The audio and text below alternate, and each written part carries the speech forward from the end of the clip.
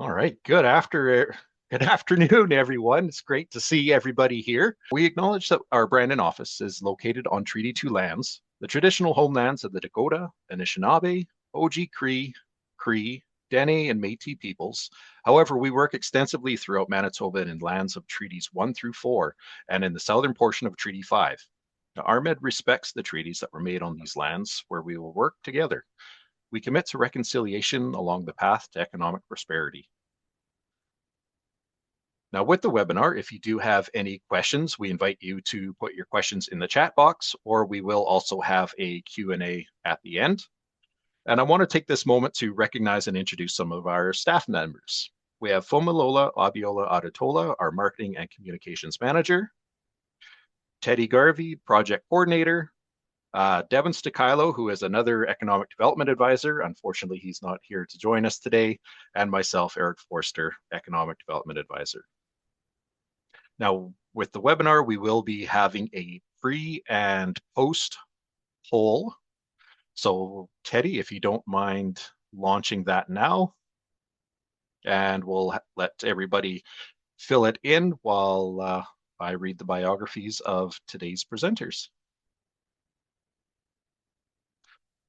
First up, Gil Garcia. Gil Garcia is a senior business officer with Prairies Economic Development Canada, also known as PrairiesCan, and serves as one of Canada's industrial and technological benefits representative for Manitoba. In this role, he works with industry, government, and ecosystem partners to raise awareness of defense procurement opportunities and support prairie-based companies seeking to participate in Canada's defense and aerospace supply chains. Next up is Annie Henry. Annie serves as Senior Business Officer with Prairies Economic Development Canada. She looks mainly after the defense sector and is one of Government of Canada representatives for the Industrial Technological Benefits Policy in Manitoba. She previously worked as a trade commissioner with the Manitoba and Saskatchewan Regional Office, supporting life sciences, infrastructure, and inclusive trade. Before that, she had the opportunity to promote Winnipeg through various roles with Winnipeg Economic Development and Tourism, as well as the World Trade Center Winnipeg. With a background in law and international trade, Annie enjoys connecting people and ideas that help communities grow. Originally from Cameroon and raised in Normandy, France, she has called Canada home for the last 12 years. Outside of work, Annie loves art, gardening, DIY projects, and discovering hidden speakeasies around the world. And last but not least is Tyler Clays. Tyler is a senior economist with Prairies Economic Development Canada and serves as one of the industrial and technological benefits representatives for the Manitoba region. In this role, he provides research, information, and advice to support economic development in Manitoba and connects with stakeholders to support their participation in the defense industry. Now, today's webinar is titled ITB Program with PrairiesCan, Exploring Defense Opportunities with PrairiesCan, Understanding the Pathways and Opportunities in Canada's Defense Economy and what they could mean for Manitoba's communities and businesses. Some of the highlights that we'll see today. PrairiesCan's regional role in industrial and technological benefits, the ITB, the Regional Defense Investment Initiative and other PrairiesCan programming, PrairiesCan pathfinding role and opportunities related to base expansion. And without further ado, I will hand it over to you, Gil. All right, and I'm going to hand it right back to Annie to kick us off. I'm just going to start off the presentation. Bonjour à tous. Thank you so much everyone for joining us. Merci d'être avec nous aujourd'hui. Nous sommes ravis d'avoir l'occasion de vous présenter un aperçu sur les possibilités dans le secteur de la défense et de discuter de la façon dont notre organisation PrairiesCan peut vous aider. Good afternoon, everyone. Thank you so much for joining us today for this presentation where we'll be exploring defense sector opportunities. I also want to thank RMED for organizing this event and hosting us today. So, as we just said before, my name is Annie Henry, and I'm joined today by my colleagues Gil Garcia and Tyler Clays. We're senior business officers with Prairies Economic Development Canada. Our team leads PrairiesCan work in the defense sector, and we are the Government of Canada's industrial and technological benefits representatives for Manitoba, and we'll tell you more in just a few minutes.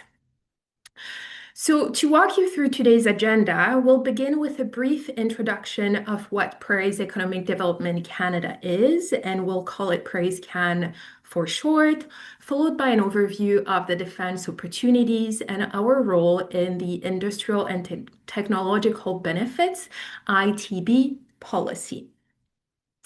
We will then move into the program's overview. In this section, we'll provide a quick summary of three of our core programs: the Regional Innovation Ecosystems that we call RIE, the Business Scale-Up and Productivity, BSP, and the Regional Tariff Response Initiative, RTRI. And finally, we'll spend a little bit more time discussing the Regional Defense Investment Initiative, RDII, as this program is especially relevant for the defense sector and to many of the organizations that we work with today, and based on what I understand to you all. And yes, this deck will be shared with RMED so that you can all receive it. And it also includes our contact. So if we don't get to answer to all of your questions today, you can also reach out to us after this presentation. So PrairiesCan is one of 7 regional development agencies across Canada. And while each agency focuses on a different part of the country, such as FedDev for Ontario, ACOA in Atlantic Canada, and PacificCan in British Columbia, we all share a same goal: supporting regional economic growth. PrairiesCan specifically looks after Saskatchewan, Alberta, and Manitoba. And our role is to grow and diversify the economy in those provinces. Our mandate is clear. We are a federal regional development agency mandated to grow and diversify the economy of the prairies and to advance the interest of Western Canada in national economic policy, program, and project development and implementation. Our team in Manitoba has service locations across the province, allowing us to work closely with businesses, stakeholders, communities, and partners throughout the region, and not just in Winnipeg when it comes to the province. Our job at its core is to connect opportunities with capabilities. So we help organizations find ways to grow through partnerships, programming, and strategic initiatives.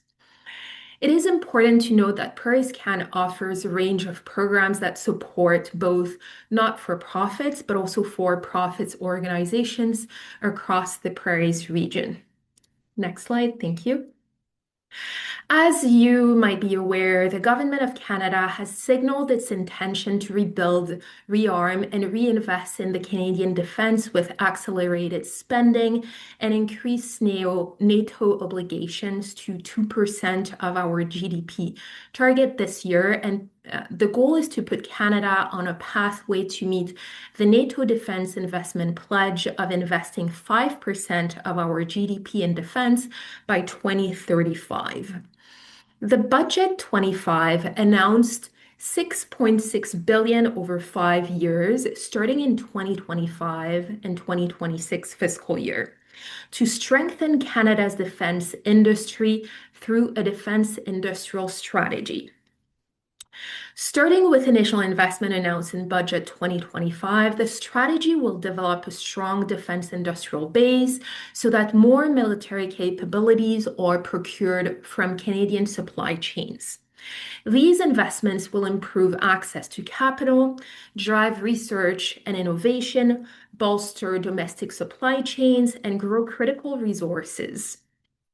PrairiesCan is gathering intelligence from companies in our region to enhance our ability to support their participation in the defense sector. And really, our goal is to identify companies and organizations that have defense-related projects and capabilities and connect them to the right individuals and programs. Next slide.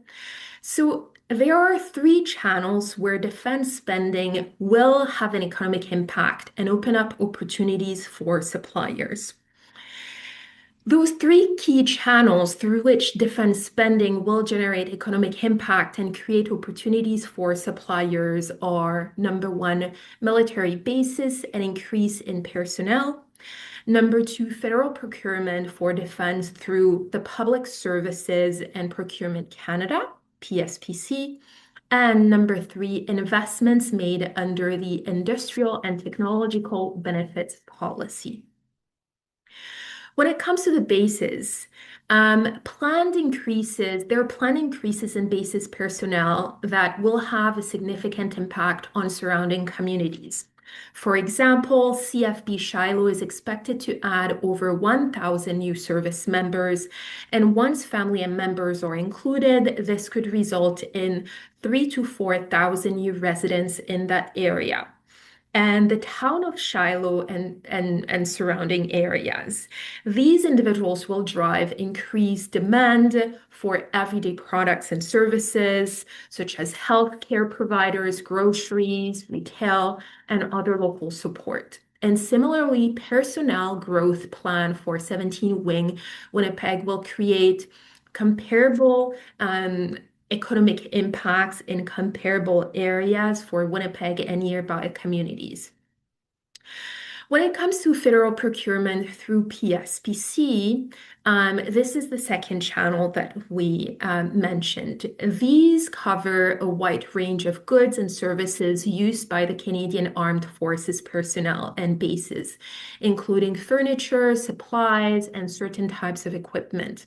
There is a major shift that occurred with the Buy Canadian policy on December 16th, 2025, which fundamentally changed how federal government procures goods and services. And the policy prioritizes Canadian suppliers and Canadian content in strategic federal procurement, expanding opportunities for domestic businesses to participate. And finally, when it comes to ITB policies, this is the third channel that we mentioned. So it arises from investments made under ITB policy. When companies win large defense contracts, they must invest back into Canada's economy. And that will in turn create opportunities for suppliers, for supplier partnerships, technology development, manufacturing, and innovation across the prairies. Next slide. It is very important if you want to be a part of the defense sector to know who the main stakeholders are. Their defense business, what industry sectors they are working in beyond defense, and understand their needs, priorities, and ITB obligations that they may have. To identify related defense opportunities, you could start by looking at what DND and the Coast Guards are procuring. There are tools like the Defense Capabilities Blueprint and the CCG shipbuilding projects that outline major upcoming purchases, and all federal tenders are posted on Canada Buys. You also can learn which companies are bidding on those opportunities. There are resources like the Canadian Defense Review, Top 100, trade publications, and industry networking that will help you to track the primes that are active in Canada. And finally, the ITB website provides a breakdown of each contractor's current and outstanding obligations. And this shows who those contractors are, the sectors they operate in beyond defense, and where they still need Canadian suppliers or partners, which is where many opportunities emerge. So I will now pass it over to Tyler to tell us more about the ITB obligations.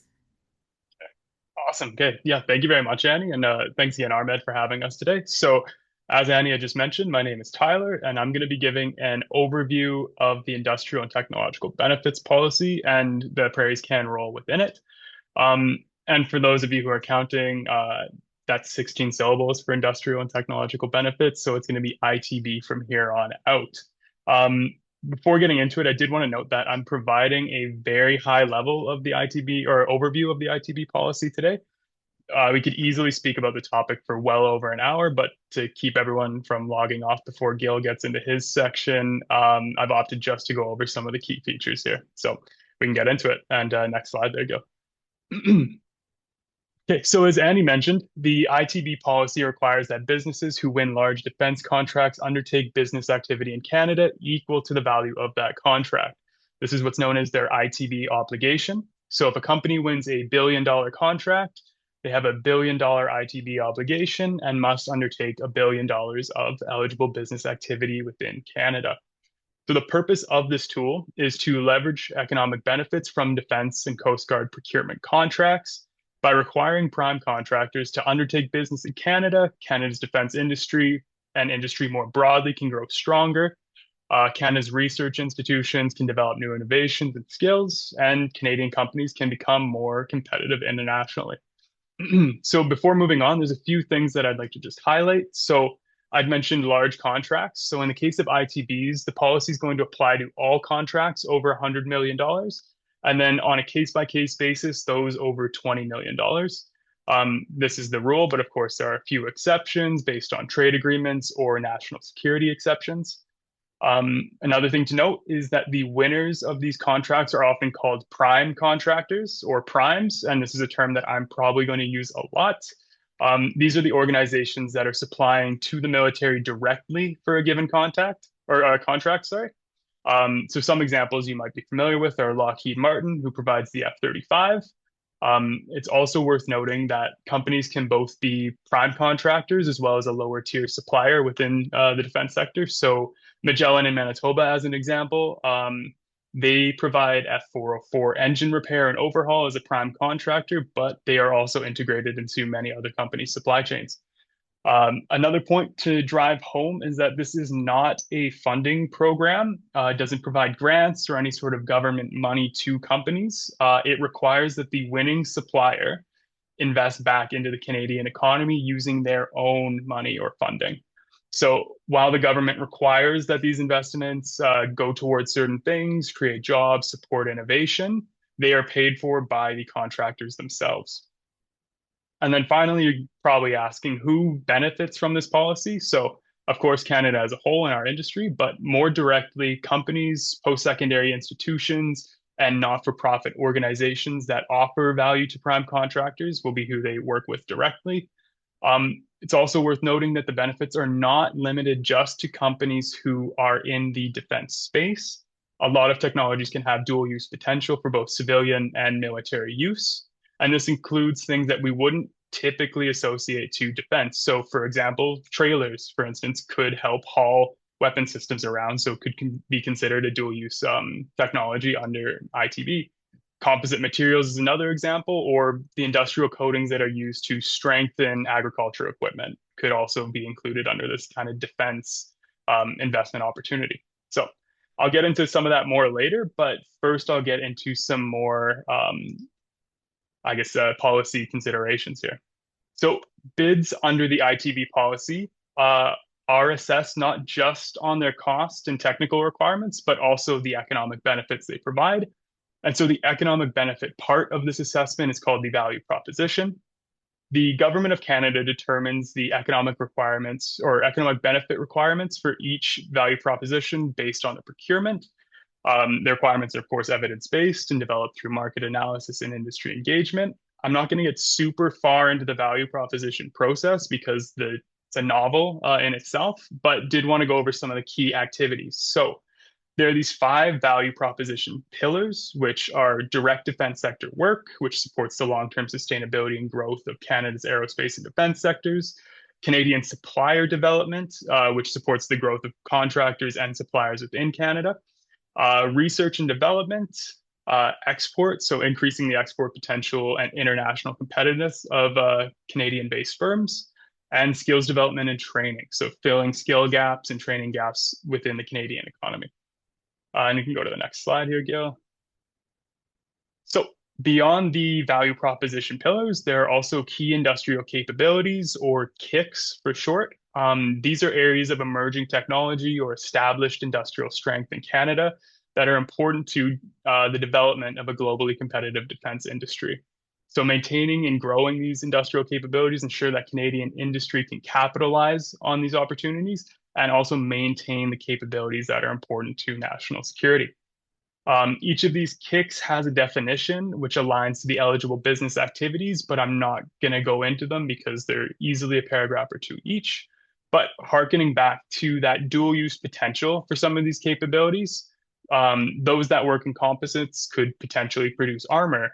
Those that supply augmented reality headsets or develop video games could be brought under training and simulation. And post-secondaries who push the envelope on satellites or artificial intelligence could benefit as emerging technologies. These ITBs, again, are not limited to just pure defense companies. One other thing to note on kind of incentives, there is a tool called multipliers, which allows some transactions to contribute up to 9 times their value against an ITB obligation. So one quick example is contributions for skills development and training for Indigenous peoples or Indigenous controlled education and training facilities could count as a 5 times multiplier, meaning that every dollar the prime spends towards that project could count as $5 towards their ITB obligation. Okay, you can go to the next one, Gail. Perfect. So one other thing that I'd like to mention about contracting are Indigenous participation plans. So these are requirements for Indigenous participation in contracts based on a determination by the Department of National Defence or Canadian Coast Guard. When it is required, bidders may prepare an Indigenous participation plan according to the terms laid out by PSPC.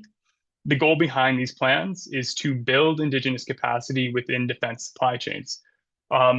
A good example of one of these that was used quite recently was with the Future Aircrew Training Program. So the IPP represents 5% of the total contract value and requires that the winner of the contract provides professional employment opportunities and apprenticeships to Indigenous people.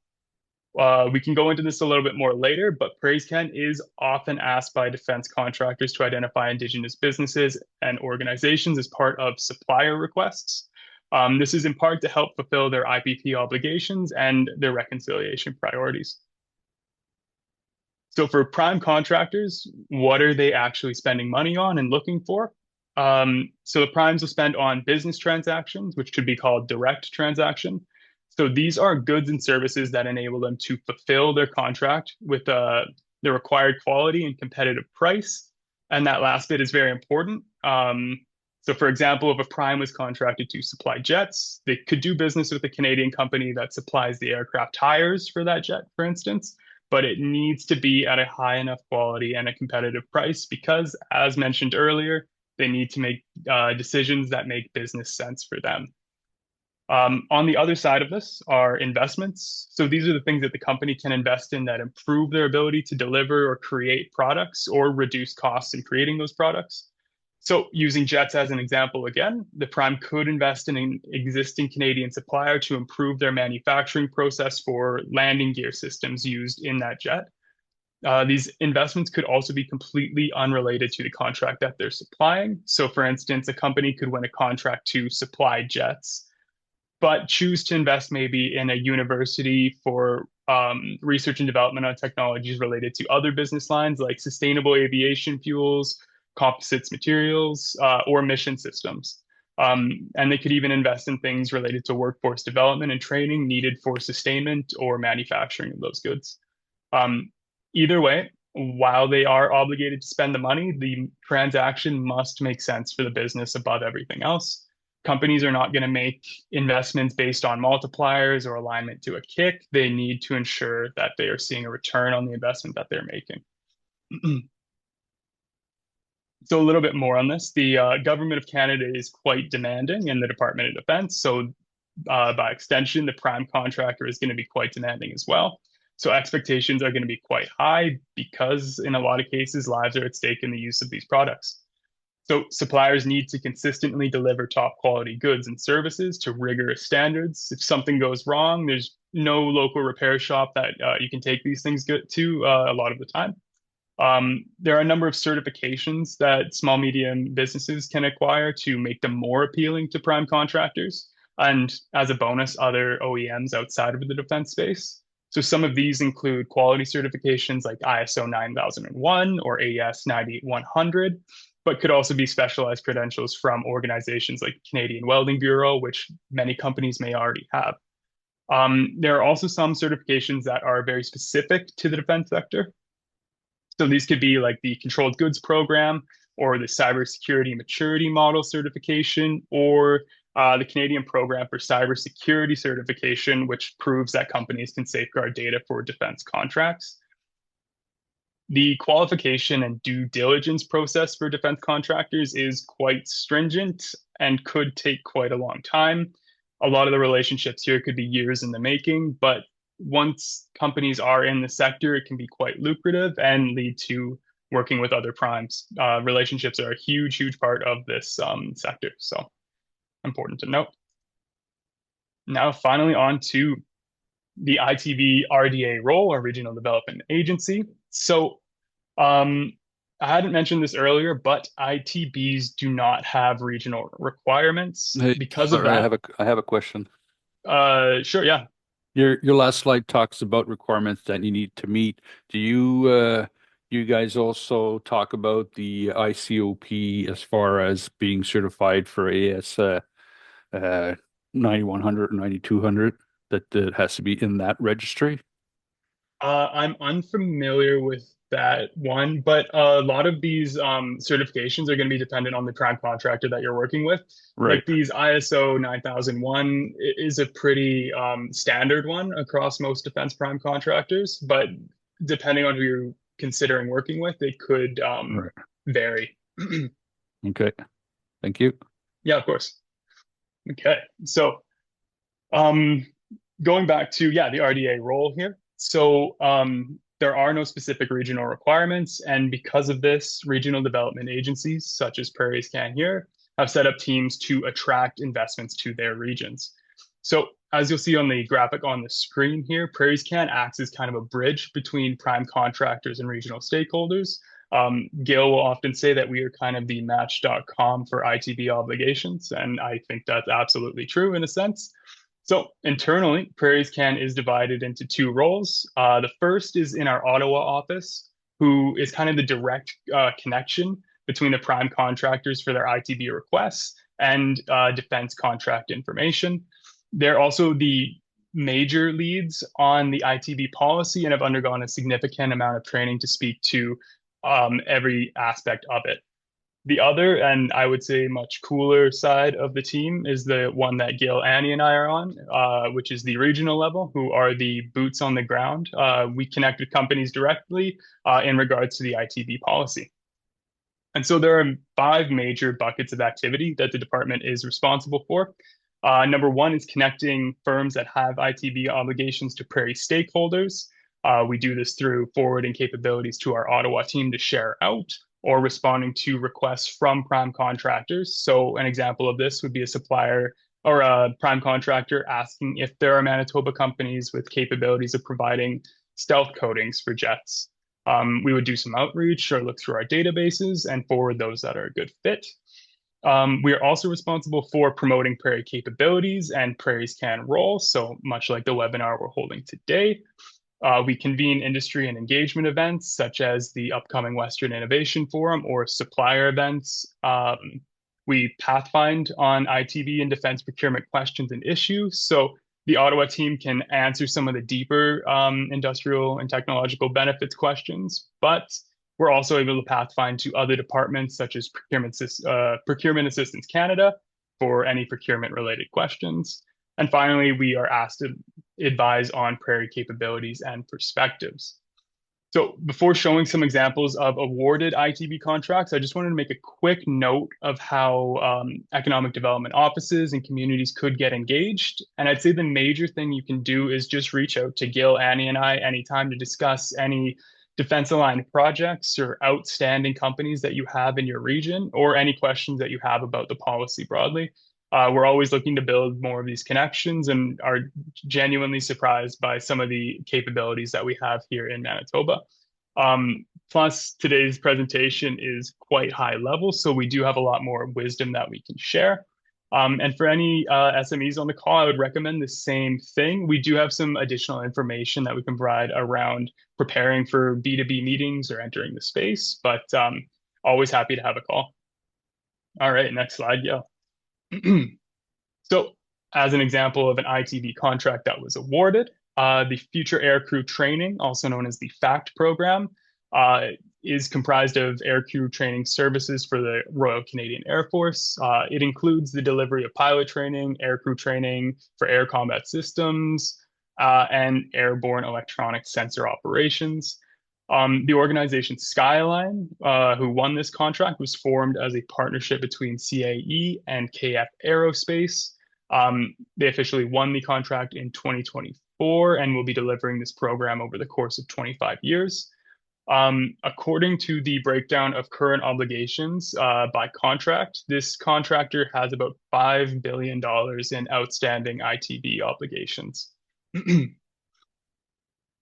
And then we can go on to the last slide here, which is just some of the other outstanding or awarded contracts that are available here. So these can be found by using the resource that Annie had shared earlier in this presentation. So that is everything for me. Thank you so much, everyone, for your time. And now I'll pass it to Gil for the program's overview. All right. Thank you, Tyler. Thank you, Annie. And thank you, RMED, for allowing us this platform to share information about ITBs and defense opportunities. Again, we are going through a lot of material here, and I'm going to run through a few of PrairiesCan's programs. By no means are these all the programs that we offer, and I know there's one that's not listed here that I see some of our colleagues from the Community Economic Development team, so no slight to you at all, but we only have limited time to go over these programs. So I'm just going to talk about them at a fairly high level. At any time, whether it's defense or any of the programs themselves, feel free to reach out and we can go deeper and dive deeper on any of these programs that we're going to walk through. So the first program is our Regional Innovation Ecosystems program. This program is targeted for not-for-profits, but it's for not-for-profits to develop projects that support industry. There are specific sectors that the program is focused in on: clean technology, clean resources, value-added ag, advanced manufacturing, and digital tech. And these priority sectors are pretty consistent through a number of our programs, that these are the priority areas. It doesn't mean that we don't look at projects or programs that fall out of these priority areas, but these are the ones we try to develop projects in and try to set a priority for. So the types of organizations that we would partner with on this would be post-secondary institutions. We could work with sector councils to develop projects that support multiple companies in terms of developing innovative products or moving them along or expanding their capacity. The next program is for-profit companies, and it's called the Business Scale-Up and Productivity Program. This program is targeted for high-growth SMEs incorporated in Canada. Companies that have been in operation for at least 2 years with staffed operations here on the prairies. So there's a couple definitions here. For ITBs, they use the definition SMB, which is companies with 250 employees or less. For our other programming, we use the definition of SME, which is companies with 500 or fewer employees. The target companies are high growth businesses that have notable or consistent revenue over the last couple of years, and this typically means revenue increases of 20% year over year. Sole proprietors are not eligible for this program. Partnerships may be eligible on a case-by-case business, and we strongly encourage Indigenous-led businesses to apply to the program as well. A more recent program that was announced. So the last two programs I talked about, we consider those part of our core programming. These are programs that we have ongoing for a number of years. And then from time to time, PrairiesCan gets tasked with delivering programs to related to specific issues. We had COVID-related programming a few years back, and recently with some of the tariff implications, this program was developed and PrairiesCan has been tasked with delivering it. So the Regional Tariff Response Initiative program provides funding for growth. It's not for relief of tariffs or liquidity. And it's really to provide both for-profits and not-for-profits the ability to develop projects that expand and diversify their market base so that they're not locked into one single market in terms of their products. So that could be activities that relates to diversifying their markets or developing a product or something that will allow them to meet other market demands. So this is a program that has a shelf life in terms of when the timeline when these projects need to be completed, and I believe it's March 31st, 2028 for this program. So any projects need to have all their activities completed by then. So really it gives us a couple of years left in this program. Now we're going to get a little bit more detail in terms of a defense-specific initiative that was announced last December. And I'm going to walk through a little bit of the program background, talk a little bit about the parameters and how to apply, and also talk about what makes a strong project. And again, this is not a comprehensive record of all the program attributes. If you have some ideas or concepts at the end of this presentation, we can walk through and dig a little deeper in terms of any ideas for projects for this program or any other program I'm talking about. So as I mentioned, or as Annie mentioned earlier, talked about the increase in defense spending and the significant ramp up of our move to try to address the NATO target of 2% this year and the end goal of 5% by 2035.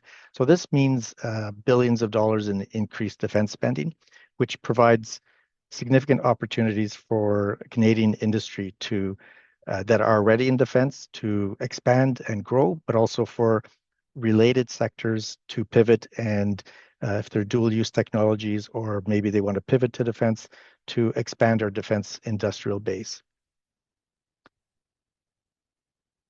There's been specific programs for different departments that have already been announced to address this. And one of them is for the RDII program that is being delivered through PrairiesCan.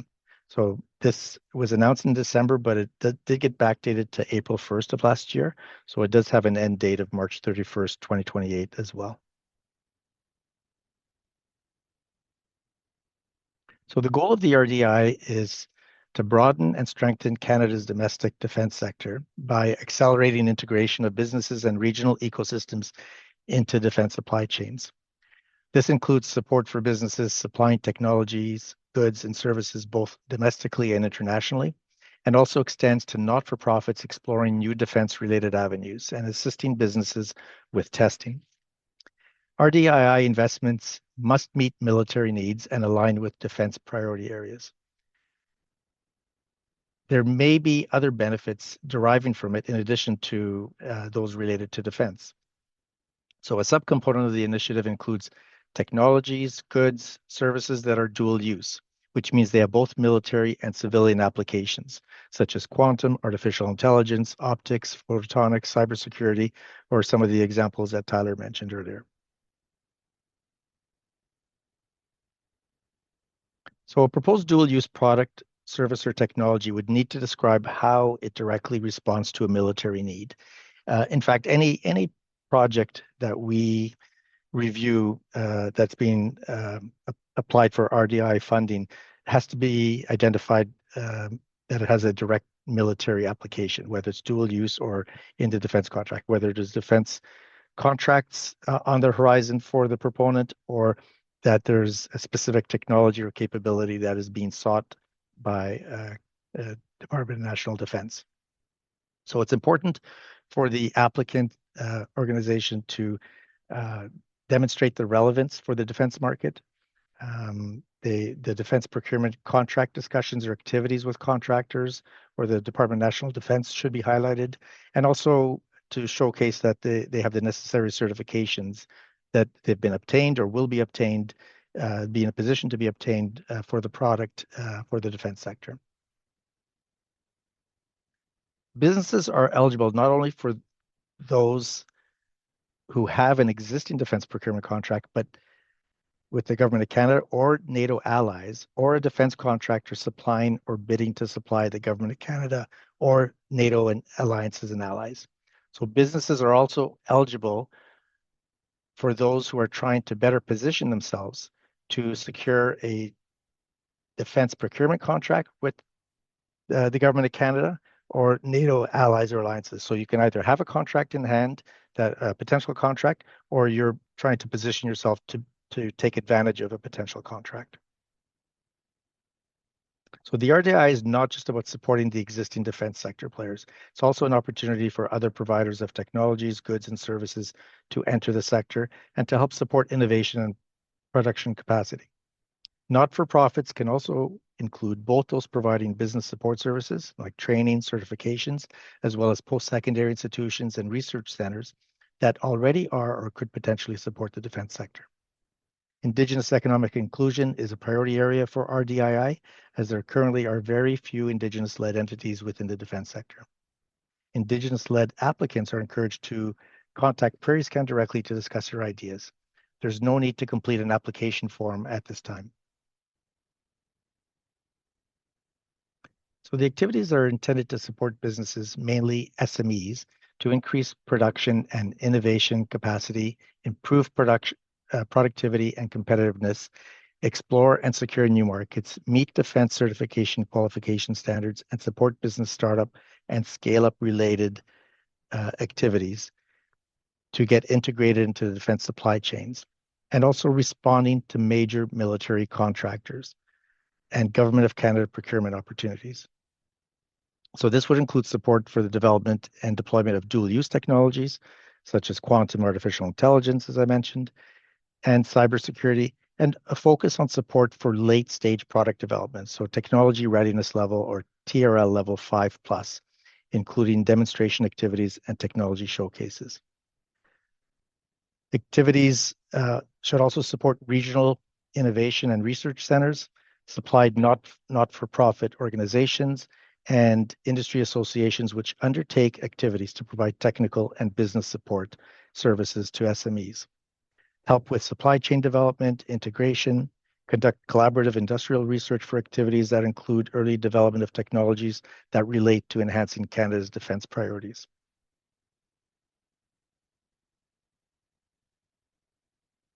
So there are preferences. There are specific sectors that reflect the Canadian military needs or defense priority areas. Notably, they will be outlined in the Defense Industrial Strategy, which we anticipate will be announced in the very near future.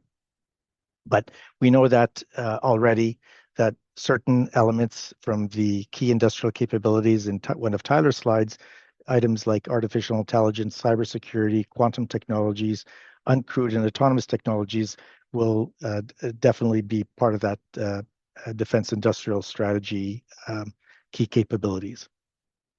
The preferences are also for activities that enhance productivity and competitiveness, demonstrate strong regional economic benefits, and advance Indigenous economic inclusion. Those activities that strengthen Canadian supply chains and, where possible, buying from Canadian suppliers using Canadian materials will also be prioritized.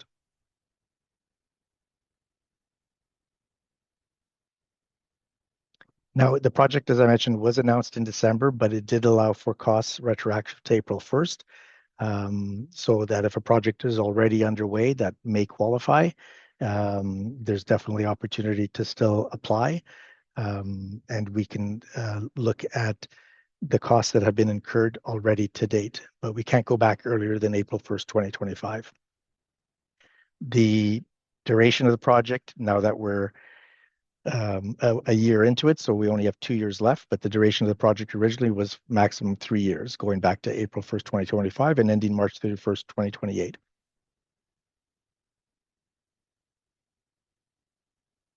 Now, preference may be given to projects with higher funding from other sources. So I know online and the percentages you see here in terms of repayable contribution that covers up to 75% of eligible project costs, or for not-for-profits up to 90%. Those are kind of the maximums, but we do look favorably for projects that have funding from other sources and have lower leverage percentages. So it does reflect in terms of the evaluation of the project, in terms of the leverage for the project and the funding from other sources. One thing that is included with the RDI expression of interest is a supplemental form. And that supplemental form is really to address the nexus to defense. How does the project tie into defense, and clearly articulate in that supplemental form whether there's defense contracts on the horizon, or there's a prime contractor that discussions are happening with already, or there's a technology that's being developed that's highly relevant for defense. So that's what that supplemental form is. I'm just going to talk a little bit about this. So we do have 2 steps for the RDI project, and really for any of our projects. We have an initial expression of interest that gives a high-level overview of the project, identifies some of the funding estimates, or if there's a detailed funding or budget for the project, that can be included.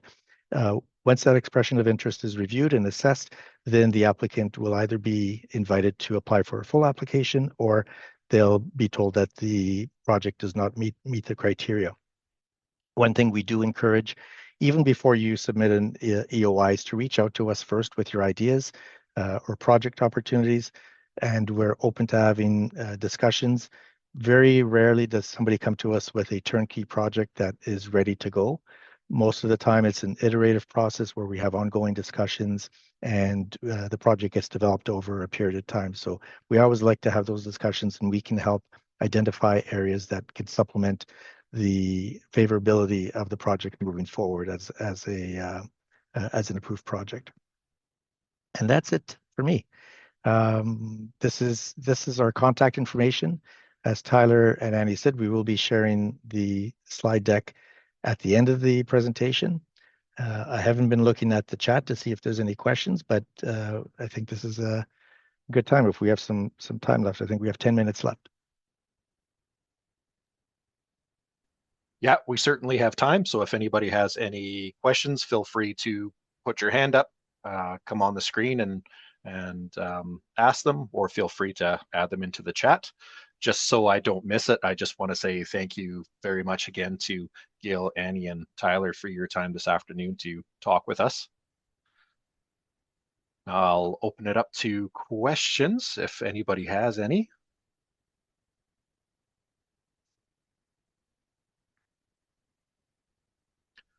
And while we're waiting, I'm just going to talk a little bit about Michael's original question about the certifications. So the samples that Tyler gave were just a few, and it really depends on the contractor you're dealing with. So the prime contractor is the one that has a direct connection, is the one that won the government bid, and they are the ones with the ITB obligation. In some cases, a large prime contractor may work with a smaller company. We call them tier 1 or tier 2 companies, and they may require that company to then engage with other suppliers. So depending on who you're working with, there could be different levels of certifications, different requirements engaged. It really varies on who you're working with and what they need, especially when we start talking about innovative technologies or technologies that are brand new. And sometimes it's a brand new startup that's developing it or working on it. Sometimes these large companies are willing to make exceptions based on those cases. So it's really on a case-by-case basis. But those certifications that were in the slide deck, those are kind of some minimum thresholds to really open a number of doors with prime contractors. Lori has her hand up. Lori, go ahead. Yeah, I stuck it in the chat there too. Hi, guys. Nice to see Lori. familiar faces. I appreciate all your help so far. So we're a not-for-profit consulting agency. This is just one example of how we could be a prime and organize, say, a lot of airports, or even like medical institutions, something like that, and organize them, carry out the project with them as being the beneficiaries of the project. We can tackle projects that way as long as there's enough military component, right? I'm sorry, Lori. I'm just. Can you just repeat the question? Yeah. So as we're a nonprofit, and we could be the prime submitting and organizing, say, a lot of airports that are owned by municipalities and militaries that all need upgrade. Then we could apply for funding as the prime and carry out the objectives and activity in the project for all those parties, could we not? No. So there's a couple of things. One, when we're talking about primes, that relates to the ITBs and Tyler's presentation.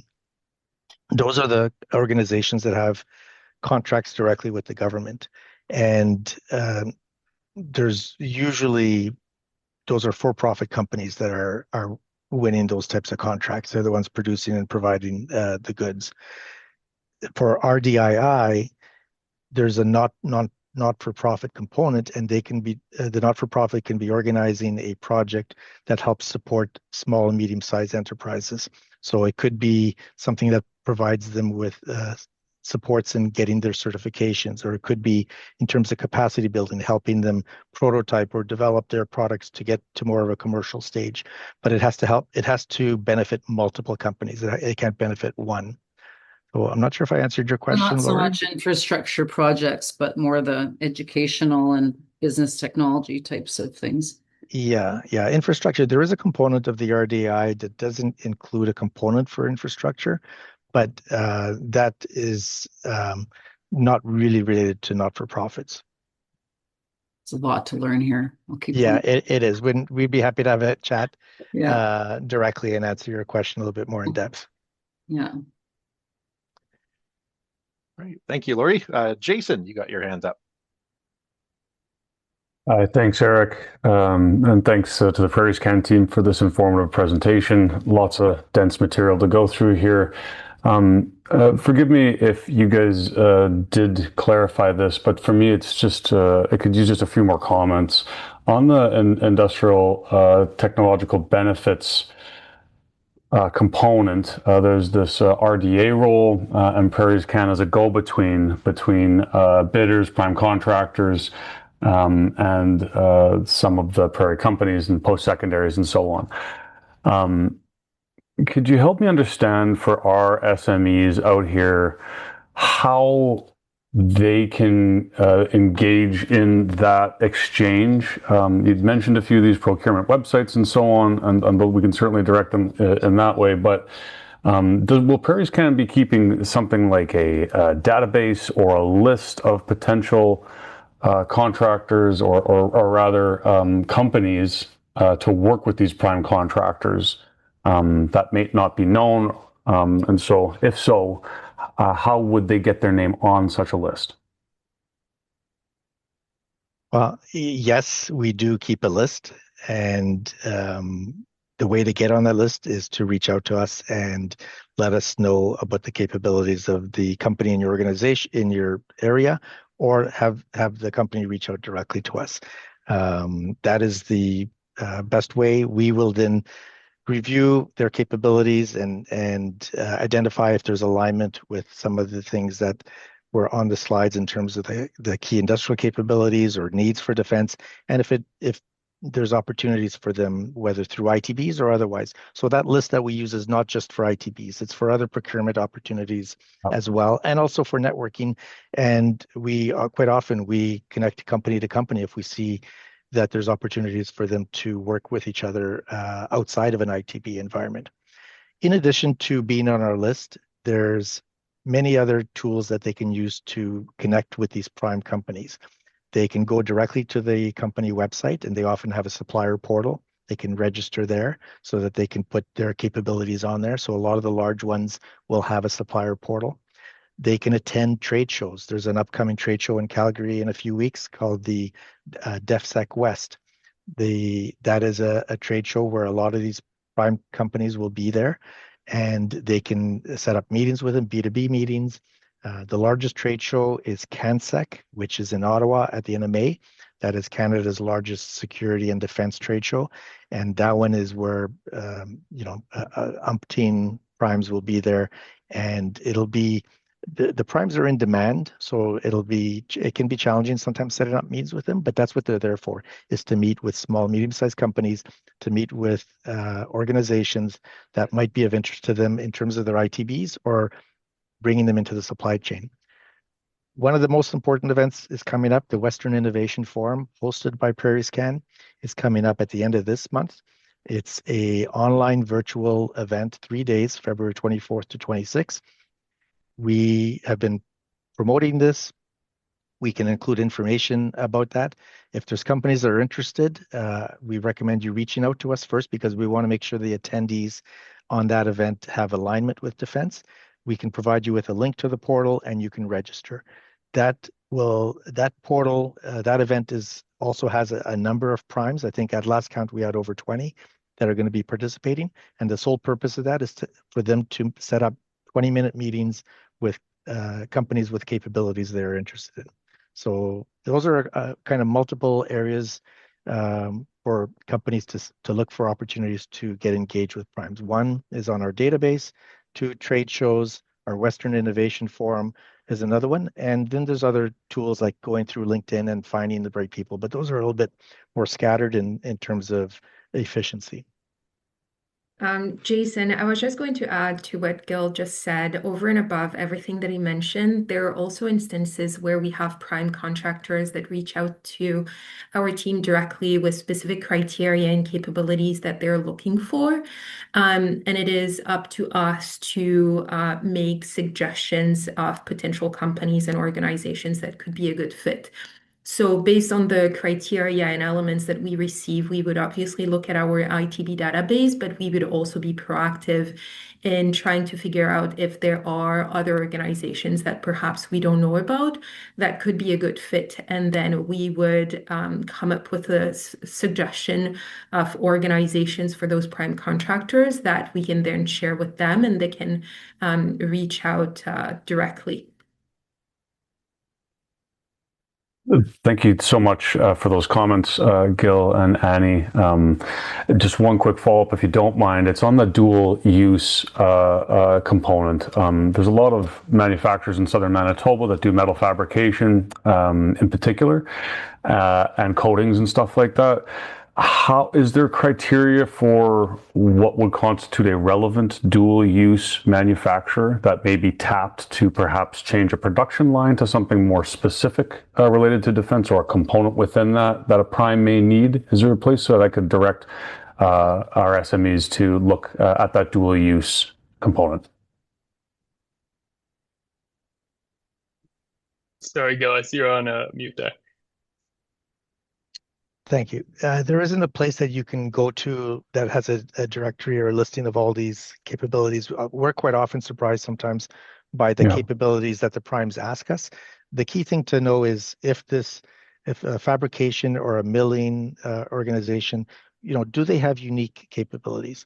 There's lots of these organizations across the prairies. What makes them unique? Maybe they have more certifications. Maybe they have a specific capability with aluminum, or a specific technology that they incorporate, or they're highly automated.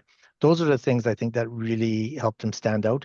We do get requests for basic capabilities like that, but it's really how do they differentiate themselves? And sometimes the minimum is having like an ISO certification, or having the Welding Bureau certification. Those are kind of sometimes the minimum thresholds to that these prime companies use in their selection criteria. Excellent. Thank you so much. Thank you, Jason. I got a couple questions in the chat from Yvonne. Are partnerships across the prairies encouraged, and will this improve chances of being awarded funding? So I'm going to answer this question, and then I'm going to have to hop off and leave it to my colleagues to complete. So I've got another call right after. But the short answer is yes, partnerships are encouraged where it makes sense. So if there's whether it's a post-secondary institution with another post-secondary institution, or a sector council working with another sector council, or a post-secondary institution and a sector council.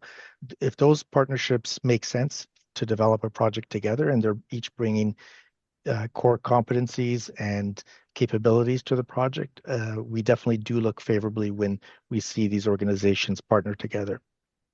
And if there's a strong industry partner as well, that is also a strong takeaway in terms of evaluating the project. So thank you, Eric. Thank you to the RMED team. I'm going to have to hop off, and I'll leave it to Tyler and Annie to answer any more questions. Thank you. Thank you so much, Gil. Take care and talk again soon. Bye. Right, I got one last question from Shane here in the chat. Is there a recommended certification pathway? So is this in regards to, I guess, ITB, like servicing, yeah, for primes, that sort of thing, or? And I see you're on camera there, Shane. And I see you again as well. No, sorry, you're on sorry, mute. Shane, you're on mute. I dropped off for a second. I lost connectivity, so I came back on. If this meeting's over, I'll catch up after. Great presentation, guys. Tyler and Annie, I need to connect with you guys about talking, maybe right to our faculty about how it works with the institution. Sam and I were chatting offside. I'll get a hold of you shortly. Okay, certainly, yeah, sounds good. Thanks, Tyler. Yeah, of course. All right. Thank you so much, Annie, Tyler, and of course, Gil, if he catches the recording, haven't forgotten about him. Thank you so much for your time this afternoon, sharing this information with us. We really appreciate it.